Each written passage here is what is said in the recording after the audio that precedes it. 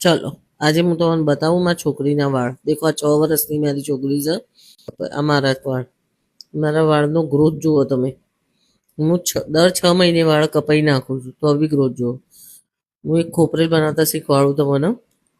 એ ખોપરેલ હું પણ ઇસ્તેમાલ કરું છું અને બીજાને પણ કરાવું છું. અને એ લોકોના રિવ્યૂ બહુ સરસ છે. જેને જેને મેં આ ખોપરેલ આલ્યું. 100 ગ્રામ ખોપરેલ લો પેરાશૂટનું. એક કઢાઈ લો, કઢાઈની અંદર 100 ગ્રામ ખોપરેલ નાખો.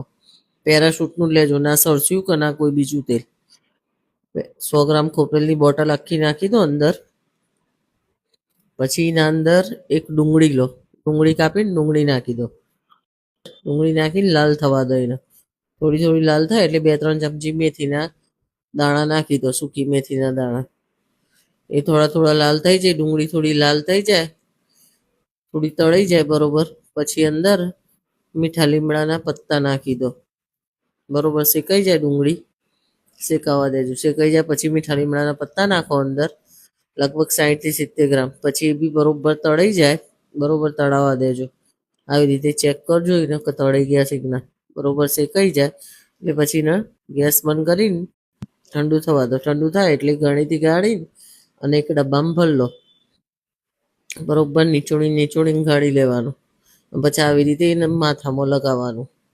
2 કલાક માથામાં આવી રીતે ઘસીને પહેલા લગાવી દેવાનું એક એક વાળોમાં. નીચે વાળમાં નહીં લગાવો તો ચાલશે, પણ અંદર કમ્પ્લીટ ખોપરેલ આવી રીતે ઘસીને લગાવજો.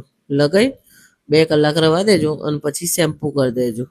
તમે ઘણો અત્યાર સુધી શેમ્પૂ, દવાઓ, કન્ડિશનર ઘણું એ વાપર્યું છે, પણ એક વખત આ નુસ્ખો તમે ટ્રાય કરજો, તમને 100% રિઝલ્ટ મળશે. જો ગમ્યો હોય તો લાઈક, ફોલો અને કમેન્ટ કરજો.